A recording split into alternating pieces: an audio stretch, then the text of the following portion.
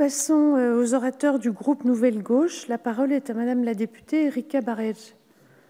Merci Madame la Présidente, Madame la Ministre. L'hôpital public est en situation critique. En 2017, les établissements publics hospitaliers ont été confrontés à un déficit compris entre 1,2 milliard et 1,5 milliard d'euros, soit 3 fois plus qu'en 2016. C'est la qualité des soins qui est aujourd'hui menacée.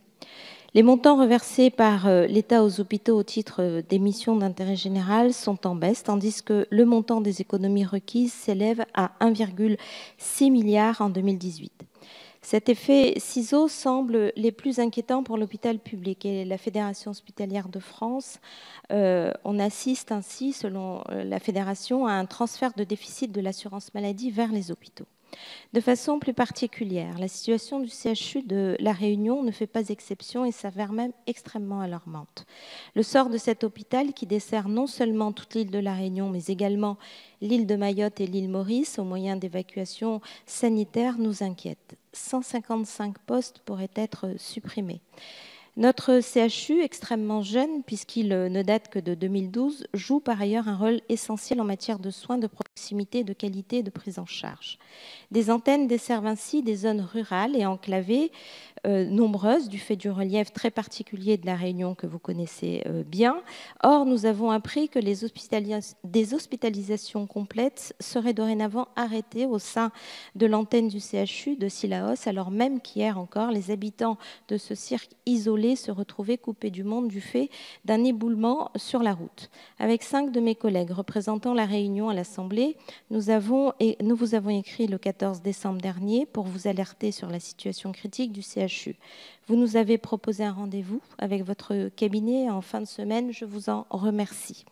Cependant, j'aimerais vous demander, Madame la Ministre, parce que l'océan Indien tout entier s'inquiète, les familles réunionnaises aussi, quelles sont les pistes du gouvernement pour accompagner les établissements publics hospitaliers endettés, comment remédier à ce problème particulièrement préoccupant tant pour les patients que pour les personnels concernés?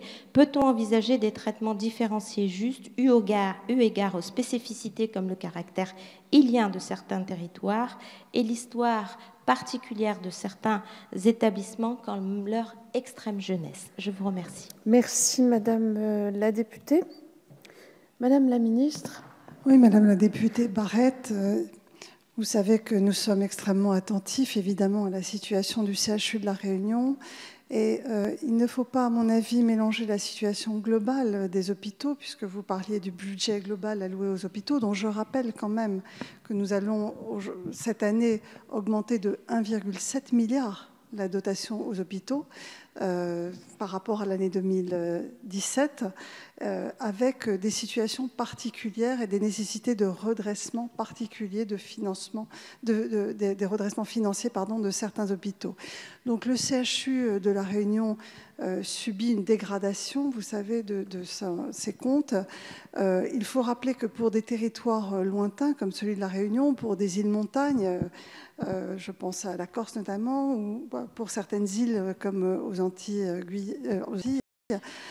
il y a des coefficients géographiques qui permettent quand même de compenser l'éloignement ou les situations particulières de ces îles. Donc c'est déjà pris en compte dans le mode de tarification puisque les tarifs sont augmentés par le coefficient géographique. Concernant le CHU de La Réunion, nous avons fait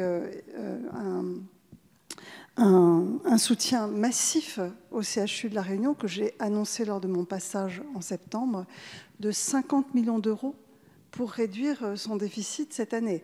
Et donc, vous voyez quelle attention nous portons à ce CHU. Et par ailleurs, s'il y a des projets d'investissement, il faut qu'ils suivent évidemment la filière normale d'évaluation des projets d'investissement via le COPERMO.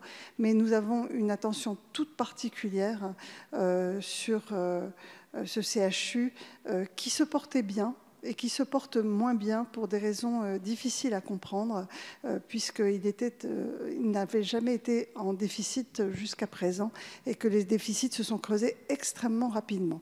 Donc il faut également faire un retour d'expérience pour comprendre ce qui s'est passé dans ce CHU. Je vous remercie. Merci Madame la Ministre.